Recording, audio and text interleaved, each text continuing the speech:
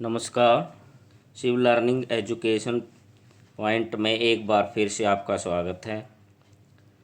आज हम श्री रामचंद्र जी के जीवन परिचय के बारे में निबंध पढ़ेंगे और समझेंगे। चलते हमारे निबंध की तरफ। भूमिका। भारतीय समाज के प्रमुख व्यक्तित्व आदर्शवादी, परम सौम्य तथा उदार हृदय पुरुष, जिन्हें भारत ही नहीं अपितु समस्त विश्व में देव के रूप में पूजा व माना जाता है। वे मनुष्य के रूप में पहले व्यक्ति थे जिन्हें संपूर्ण विश्व देवता मानकर उनकी पूजा करता है। उन्होंने अपने आकर्षक व्यक्तित्व के कारण समस्त विश्व में नैतिकता, समरसता, भाईचारे की ऐसी मिसाल दी कि दुनिया उसे मानव से देवता के रूप में मान्यता देने लगी। चाहे विश्व का कोई भी भाग या कोना हो, कोई भी धर्म या संप्रदाय हो, फिर भी श्री राम के नाम की एक अलग ही पहचान व ख्याति फैली हुई है।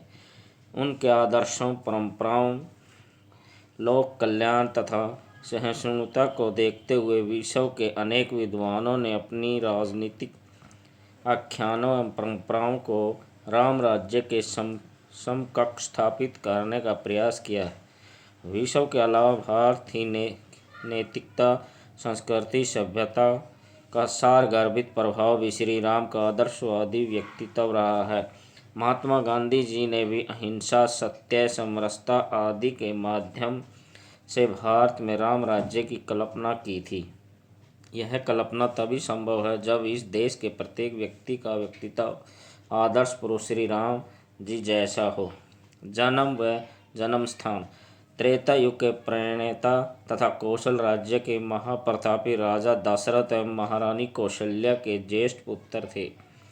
उनके वंश का नाम इक्ष्वाकु तथा पितामह रघु इस वंश के प्रतापी राजा थे।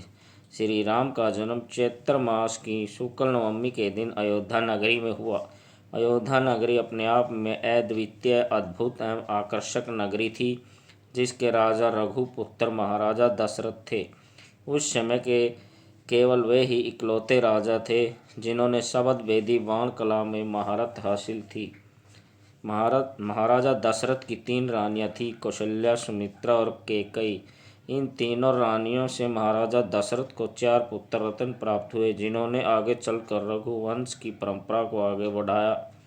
श्री राम उनमें सबसे बड़े थे। इनकी माता का नाम कौशल्या था, जो वर्तमान में छत्तीसगढ़ तथा उस समय कौशल राज्य की थी। श्री राम बचपन से ही धीर, वीर तथा शांत स्वभाव के थे। उनके इन गुणों के कारण ही महाराजा दशरथ के सबसे प्रिय पुत्र थे। मानो उनकी आत्मा श्री राम के चरणों की दास हो।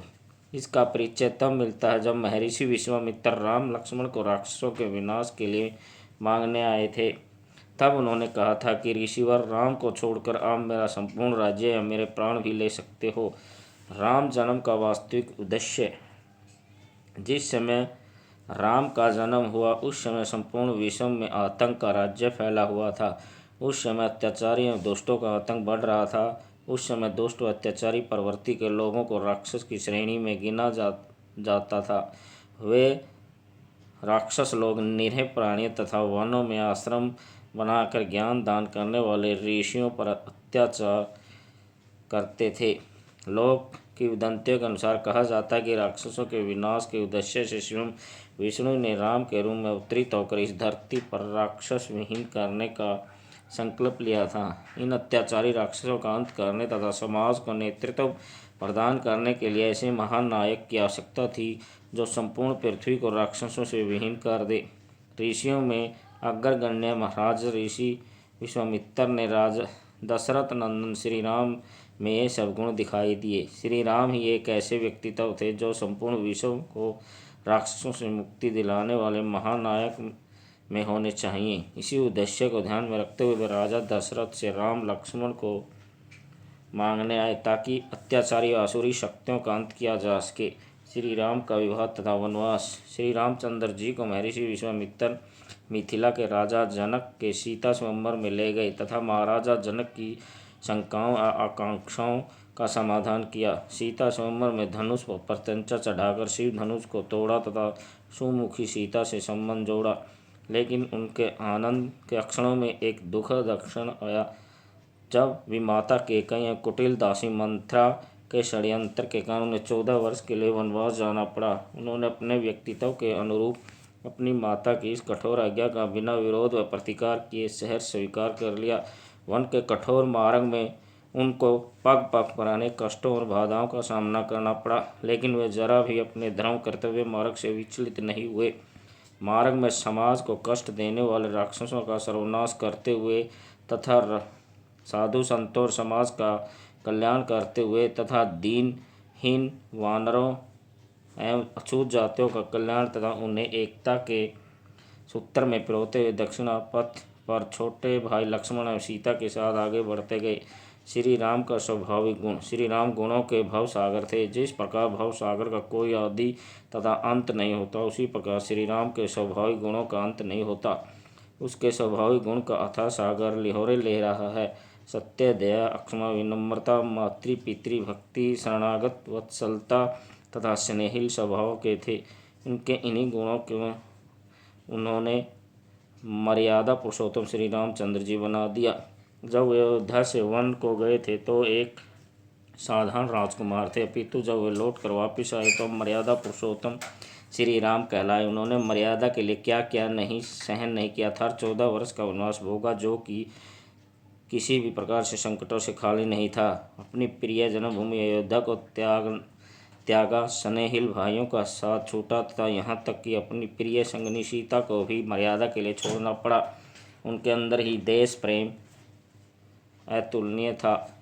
जब उन्होंने रावण को मारा तथा विभीषण को राजा बनाया, विभीषण ने उसे लंका में कुछ दिन रुकने का आग्रह किया था, लेकिन श्री राम के ये वचन मुझे मेरी अयोध्या नगरी एवं वहाँ के लोग प्राणों से भी प्रिय हैं, इसलिए बिना विलंब किए अयोध्या लौट जाना चाहता हूँ।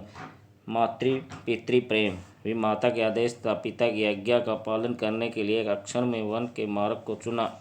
इस पर माता कौशल्या ने कहा, यह पितृ आज्ञा नहीं, राज आज्ञा है, इसे मानने की कोई आवश्यकता नहीं। श्री राम ने कहा, रघुकुल रीति सदा चली आई, प्राण जाए पर वचन न जाए। यथार्थ यह रघुकुल की नीति है कि प्राण जाने पर भी वे अपने वचनों को निभाते हैं, फिर मैं कैसे इस परंपरा को तोड़ सकता हूँ।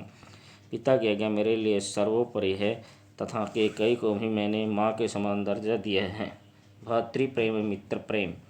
श्री रामचंद्र जी अपने भाइयों से असीम प्रेम करते थे तथा उन्हें अपने भाइयों पर पूरा विश्वास था। जिस भाई भरत की माता ने उन्हें वनवास भेज दिया था, उसके प्रति भी उनका अतुलनीय अनुराग था। श्री रामचंद्र ने जब भरत अयोध्या की सेना लेकर मिलने आए तो लक्ष्मण ने प्रतिकार का उत्तर देते हुए कहते हैं, भरत हम पराक्रमण नहीं कर सकता। ऐसे सहोदर भाई भाग्यशाली को मिलता है। मुझे अच्छे कर्म या पुण्य किए होंगे कि भरत जैसा भाई मुझे मिला। इन बातों से उनकी भातृ प्रेम की प्रकाष्ठा का पता चलता है। उनका मित्र प्रेम भी अनुकरणीय तथा वंदनीय है। सुग्रीव, विभीषण, हनुमान तथा समस्त वानर मित्रों के प्रति कृतज्ञता प्रकट करते हुए वे कहते हैं कि हे वनवासी वानरों, आप लोग मेरे भाई मित्र आत्मा व शरीर हैं। आप लोगों ने संकट के समय मेरा पूरा सहयोग दिया है। खासकर हनुमान के प्रति कृतज्ञता प्रकट करते हुए कहते हैं कि हे हनुमान, अगर मैं अपने प्राणों का एक एक अंश भी तुम्हारी कृतज्ञता के लिए लगा दूं तो भी मैं आपका हमेशा ऋणी रहूँगा। सामाजिक समरसता। उन्होंने एक भील वृद्धा सबरी के झूठे बेर खाकर भक्त वात्सल्य तथा समरसता का अनुपम अनूठा उदाहरण प्रस्तुत किया। पक्षीराज जटायु का अपने हाथों से अग्नि संस्कार करके दीनहीन वात्सल्यता का अनुपम आदर्श प्रस्तुत किया। श्री राम परम पराक्रमी होते हुए विनयशील से संपन्न हैं। उनकी विनम्रता ने ही परशुराम के क्रोध को भी जीत लिया है तथा मंथरा जैसी कुटिल दासी को अक्षमा करना भी उनके अक्षमा सागर व्यक्तित्व का अनोखा उदाहरण प्रस्तुत करता है। निष्कर्ष।